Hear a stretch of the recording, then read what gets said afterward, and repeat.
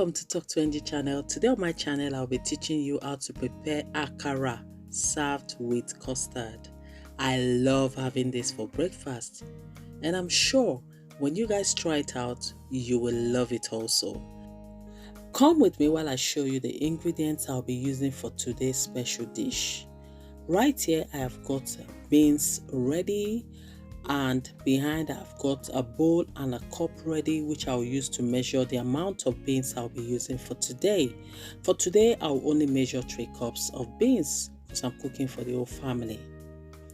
Also, I have got my seasoning cube ready, and I've also got my bell pepper, scotch bonnet and onion. I'll be blending them with the beans after washing the beans. Also, I have got salt to taste and also vegetable oil, which I'll be using to fry my akara. Right here, I have got the ingredients I'll be using to prepare my custard. Right here is the custard. It's in powder form. And right here, I have got carnation milk and sugar to taste. Honestly, it is yummy when you have it with akara. Some people also have it with bread on the side. Yeah, try it out, you love it. Right here, I've got my blender ready and my pan, which I'll be using to fry my akara. Come with me, guys, and let's get cooking. First, I'm going to measure 3 cups of beans, and afterwards, I'm going to soak it in water. Now, you don't need to soak it in warm water. For those of you that don't know, you soak it in cold water and leave it for 3 to 5 hours. Some people leave it overnight. Beans have been soaked for 5 hours, and it's time to start washing the beans. So all you need to do is keep scrubbing the beans together, keep washing the beans, and afterwards you drain the water, the top part of the water. Keep filling water and keep draining the top part of the water. The more you do that, you'll see all the chaff come out. You will keep doing the same process until you see your beans white without any chaff. Once you see that it's clean, it's clear, you can now start getting ready to blend.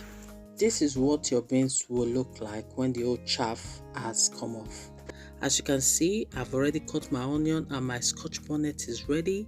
I've already chopped my bell pepper and water ready that I'll be using to blend the beans. Now I've added beans into my blender. Please ensure you add this little amount of beans when blending. It will help you get a smooth paste when you're blending, because you need it to be properly blended. It has to be smooth for you to get the right kind of akara. Now it's time to start blending. In goes my scotch bonnet and onion, in goes my bell pepper. Add a little bit of water, don't put too much, and cover your blender and start blending. Now after blending, I'm going to pour it into a bowl and continue the same process until I finish blending the whole beans. Now I'm going to add my seasoning into my paste. In goes my seasoning cube, in goes a little bit of salt. I am going to use whisk to stir the paste properly. Now using the whisk will help the seasoning to circulate properly into the paste, and it will also help your paste to form air bubbles, which will make your akara fluffy and puffy when you fry it, making your akara look inviting. As you can see, my paste is smooth and you can see the air bubbles in my paste. Now it's time to start frying.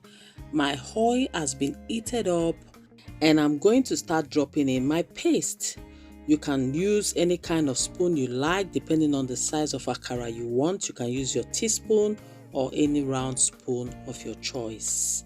After dropping in your akara, allow your akara to fry on one side for at least 1 minute before turning it to the other side, and allow it to fry so they are even and the whole color are looking nice.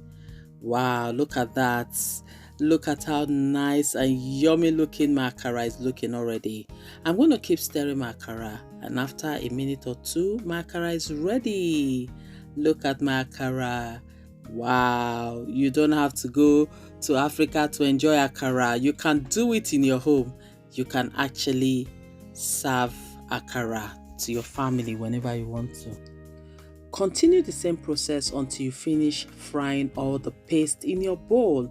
Now it's time for us to make our custard. First, I'm going to scoop out the powder into the bowl. While I'm doing this, I've already turned on my kettle.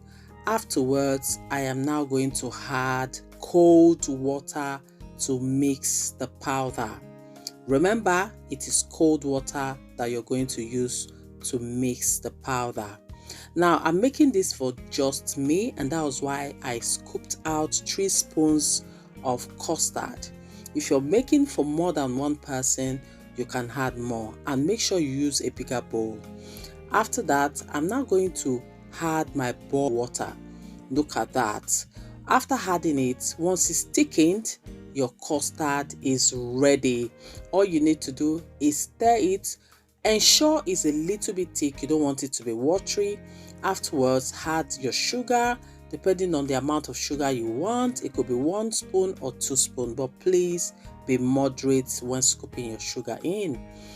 Afterwards, I'm now going to add my carnation milk. Oh my God, what is custard without milk?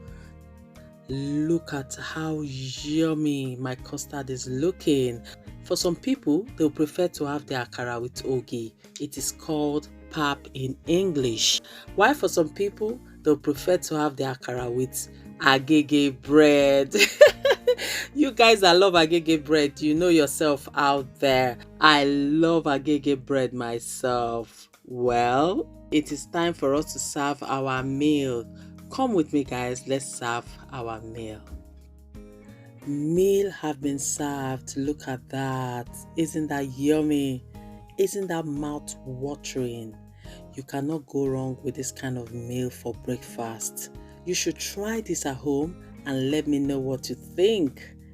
Thank you guys for watching. I'm sure you guys really enjoyed today's video. If you have not subscribed, subscribe to my channel and also share. And don't forget to press the notification button so whenever I post my video, you will be notified. Thank you everyone for watching. I really appreciate you all, and God bless you all. Take good care of yourself and have a lovely week. Bye. Ciao.